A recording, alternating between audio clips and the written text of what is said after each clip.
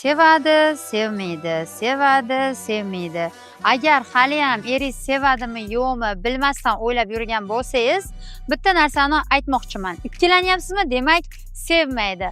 Xafa bo'lmanglar, lekin men sizlarni xursand qiladigan yana bitta yangilik aytaman.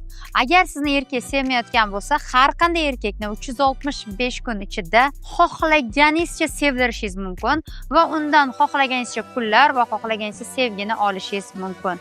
Buni qanday qilishni bilmayotgan bo'lsangiz, unda men sizga 3 ta usulni aytaman. Birinchidan, uni gormonlarni yaxshilab o'rganamiz va bu gormonlarni aktivlashtirishni o'rganamiz. Ikkinchidan, uni travmalarini, psixologiyasini o'rganamiz va bu travmalarga kerakli assotsiatsiyalarni beramiz. Uchinchisi, u bilan suhbatlashish uchun unga qiziq bo'lgan temalarni topamiz. Uni qayerdan topishni men sizlarga o'rgataman. Va bu mavzularda gaplashishni boshlaymiz, chunki gaplashish insonlarni bir-biriga yaqinlashtiradi. Agar xuddi shu ishlarni oson va tez bajarib, siz yoningizdagi erkakni sevdirib, mazza qilib yashamoqchi bo'lsangiz, unda srochna menga sevgi so'zini yozing va men siz bilan o'zimni necha yillik sekretlarimni bo'lishaman.